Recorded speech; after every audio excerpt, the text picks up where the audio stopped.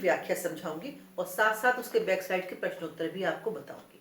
ये कविता रविन्द्रनाथ टैगोर ने बांग्ला भाषा में लिखी है और इसका हिंदी अनुवाद किया है उनके प्रिय शिष्य हजारी प्रसाद द्विवेदी जी ने। इस कविता में कवि ईश्वर से ये कहता है कि वो उसको कठिनाइयों को सहने की क्षमता दे दे, कठिनाइयां न दे ऐसा नहीं कहता, बल्कि वो उनको झेल सके, वो उनसे लड़ सके, वो उन पे विजय प्राप्त कर सके, ऐसी उसे ईश्वर से आशीर्वाद और क्षमता चाहिए।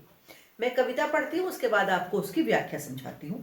विपदाओं से मुझे बचाओ ये मेरी प्रार्थना नहीं, केवल इतना हो करुणा में, कभी ना विपदा में पाऊं भय। दुख ताप से व्यथित चित्त को ना दो सांत्वना नहीं सही, पर इतना होवे करुणा में, दुख को मैं कर सकूं सदा जय। कोई भी सहायक ना मिले तो अपना बल पौरुष ना हिले, हानि उठानी पड़े जगत में लाभ, अगर वंचना रही तो भी मन में ना मानू छय। विपदाओं से मुझे बचाओ, कवि कहते हैं कि तुम मुझे परेशानियों से बचा दो, तुम मुझे कठिनाइयों से बचाओ, ये ईश्वर मेरी तुमसे प्रार्थना नहीं है। हे दया करने वाले ईश्वर, मैं ये चाहता हूँ, मैं तुमसे ये आशीर्वाद चाहता हूँ कि जब भी विपदाएं आए, कठिनाइयां आए, मुश्किलें मेरे सामने आए, तब भी मैं उनसे ना डरूं और ना उनसे भागूं। दुख ताप से व्यथित चित्त को ना दो सांत्वना ना सही, कष्ट की पीड़ा जब मेरी बढ़ जाए तब तुम मुझे तसल्ली ना मिले तो कोई बात नहीं, लेकिन बस इतना मुझे आशीर्वाद चाहिए कि दुख पर मैं विजय प्राप्त कर सकूं। अगर मेरे इस मार्ग में मुझे कोई सहायक ना मिले तब भी मेरी हिम्मत डगमगानी नहीं चाहिए, ऐसा मुझे तुमसे आशीर्वाद चाहिए।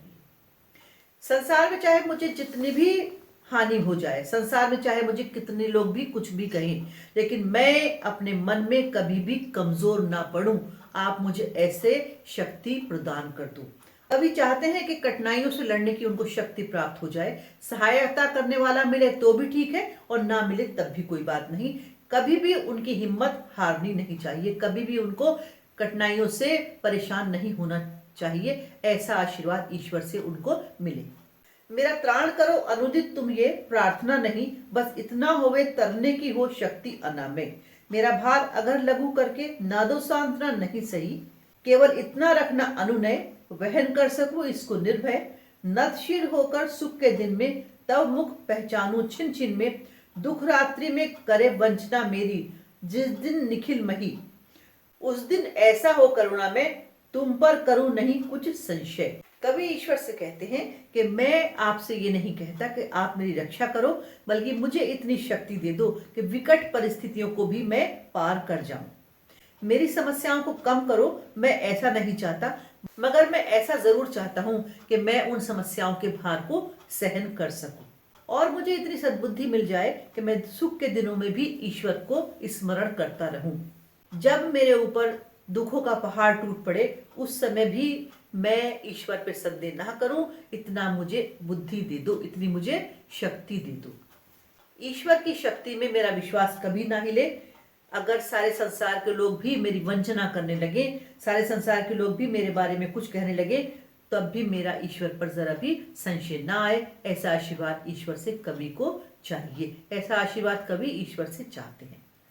आमतौर पे होता है कि हम ईश्वर से ये दुआ करते हैं, प्रार्थना करते हैं कि हमें मुसीबतों से छुटकारा दे दो, हम पर मुसीबतें ना आए, मगर कवि इसमें कहते हैं कि मुसीबतें हम पर आए, लेकिन मैं उन मुसीबतों से, उन कठिनाइयों से पार पा सकूं, मुझे ऐसा आशीर्वाद और शक्ति चाहिए। एक लाइन हम कह सकते हैं, इतनी शक्ति देना हमें दाता, मन का विश्वास कमजोर होना।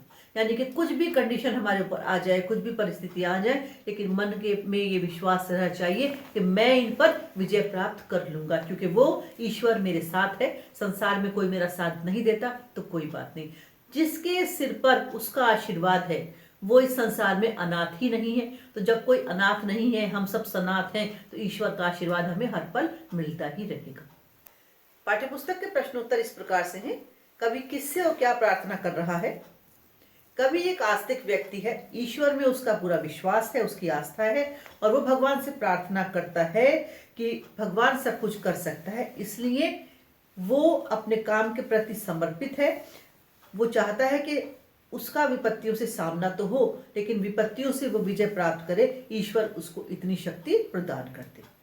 विपदाओं से मुझे बचाओ ये मेरी प्रार्थना नहीं, इस पंक्ति से कवि ये स्पष्ट करना चाहता है, साधारणतः हम लोग ईश्वर से ये प्रार्थना करते हैं कि हमारे दुख दूर हो जाए, लेकिन इस पंक्तियों में कवि की प्रार्थना कुछ अलग है। वो ईश्वर से विपत्तियों से बचने की प्रार्थना नहीं करता, बल्कि उनको सहन कर लेने की प्रार्थना करता है। वो शक्ति चाहता है जिससे वो दुखों से पार पा सके, दुखों को सुखों में बदल सके। वो चाहता है कि विपत्तियों से वो ना डरे, उनका सामना हंसते हुए करे और उन पर विजय भी प्राप्त कर ले। कवि सहायक न मिलने पर क्या प्रार्थना करता है? कवि सहायक न मिलने पर भी ईश्वर से प्रार्थना करता है कि अगर उसको कोई सहायक नहीं मिलता, परिस्थितियां जितनी भी विषम हो जाएं, लेकिन उसका बल, पौरुष, उसका विश्वास डगमगाना नहीं चाहिए। वो उन परिस्थितियों को सामने निडरता पूर्वक कर सके। अंत में कवि क्या अनुनय करता है? कवि अंत में कहता है कि जब उसके सुख के दिन आए तब भी वो ईश्वर को हर पल याद करता रहे, ऐसा ईश्वर उसको सद्बुद्धि दे। क्योंकि ऐसा माना गया है या ऐसा देखा जाता है कि विपत्ति आने पर ईश्वर को सब लोग याद करते हैं, लेकिन विपत्ति टल जाने पर सुख के दिनों में ईश्वर को कोई भी याद नहीं करता। लेकिन कवि चाहता है कि वो सुख के दिनों में ईश्वर को दुख से भी ज्यादा याद करे। उसकी आस्था ईश्वर पर कभी कम ना हो, यही उसकी प्रार्थना है। एक प्रश्न इसमें है, क्या कवि की ये प्रार्थना आपको अन्य प्रार्थना गीतों से अलग लगती है? हाँ तो कैसे? हाँ, ये जो गीत है, ये जो प्रार्थना है, ये अन्य गीतों से अलग है क्योंकि इसमें कवि ईश्वर से कष्ट दूर करने की बात नहीं कहता, बल्कि उन कष्टों को खुद सहने की और खुद कष्टों को दूर करने की बात कहता है।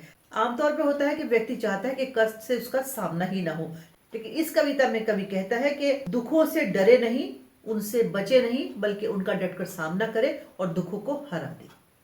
इस वीडियो में इस प्रकार से आपकी कविता आत्मत्राण की व्याख्या और उसके प्रश्नोत्तर मैंने बता दिए। वो प्रश्न जो रिपीट है वो मैंने नहीं बताया है, लेकिन जो प्रश्न अपने में सेपरेट है वो मैंने सब आपको बता दिए। प्रश्नोत्तर आप मन से याद कीजिएगा। याद किया हुआ पोर्शन हम जल्दी लिखते हैं और उसमें गलती की संभावना भी कम रहती है।